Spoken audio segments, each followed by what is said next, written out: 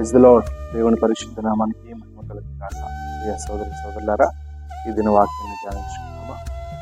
ఈ దిన వాక్య నిమిత్తమై ప్రకటన గ్రంథము 7వ అధ్యాయము 17వ వచనము చివరి మాట చదువుతుంటే, దేవుడు వారి కన్నుల నుండి ప్రతి బాష్ప బిందును తుడిచివేయును. ప్రియ సోదరి సోదరులారా, దేవుడు ఈనాడు మనతో మాట్లాడుతున్నది ఏమిటంటే, మన కన్నుల నుండి ప్రతి బాష్ప బిందును తుడిచివేస్తాడంట. అంటే మన కన్నులో నుంచి కారే ప్రతి కన్నీరు దేవుడు తుడిచివేస్తాడంట. ఎలా తెలుసా? నీవు ఏ విధపు చేత అయితే కన్నీరు కారుస్తున్నావో, కుటుంబ పరిస్థితి చేతనైనా, ఆర్థిక పరిస్థితి చేతనైనా, నేను ఎంతగా ప్రయాసపడుతున్నాను కానీ కష్టం తగ్గిన ఫలితం రావట్లేదని ఏడుస్తున్నావా, కన్నీరు కారుస్తున్నావా? నేనంతా బాగానే ఉంటున్నారు, కుటుంబం అంతా చూస్తున్నారు, కాబట్టి వ్యక్తిగతంగా ఆత్మీయానుసరంగా నేను ఎదగలేకపోతున్నాను, కన్నీరు కారుస్తున్నావా?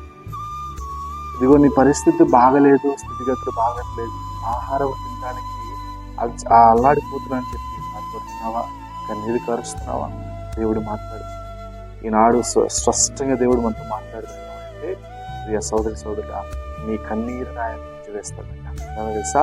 ప్రతి కన్నీరులో ప్రతి బాష్ప బిందువును తుడిచివేస్తాడు.